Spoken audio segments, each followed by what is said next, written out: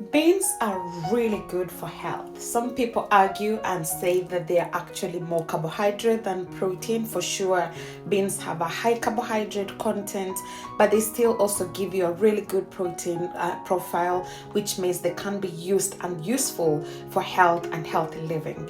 So today I have some beans here. I basically made some dried kidney beans. They were dried kidney beans, so I cooked them in a pressure cooker, and now it's come to the point I want to do some frying, and so let's get it done together.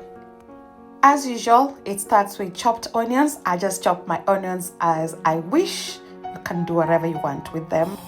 I add the onions to a pot, and then I'm going to add in just some oil. In this case, I'm using some sunflower oil, and then I saute the onions and let them to cook until they are slightly golden brown. The onion is still cooking and doing its. I never shy away from using canned foods because I know, especially following COVID-19, that canned food can be really good. So I'm just gonna go in with some chopped tomatoes, which are canned, of course.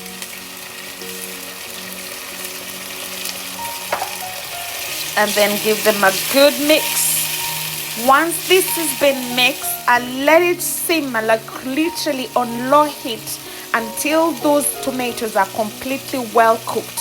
Then I'll add in the beans. That's still just the tomatoes doing their thing before I add in the beans. It's been about 5 minutes or so, and then I'm going to add in some garlic, very little, because I do not want the garlic to overshadow the whole thing. It's just a little bit of it. And of course, we have highlighted in a short the importance and significance of garlic in our food. If you missed that, please do check that out, because it will show you when, for example, you cut your garlic, how long should you wait before you use the garlic. At this stage, I'm very confident to go in now with my beans. I've just transferred that into a plate, so in there they will go. And then just give them a good mix. They were frozen, so not completely all defrosted, but they will be cooked anyway, so the beans go.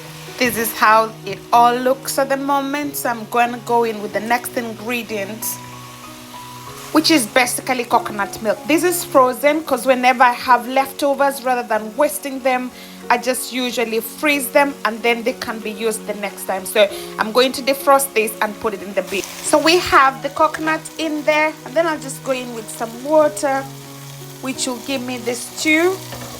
Then I'll leave this to simmer for a little while.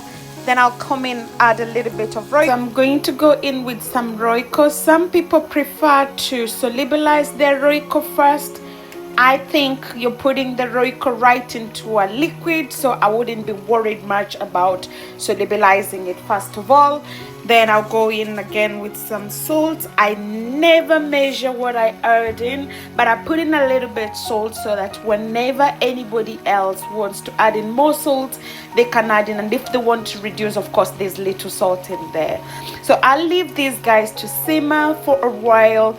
Then once they're done, just give them a bit of a stirring.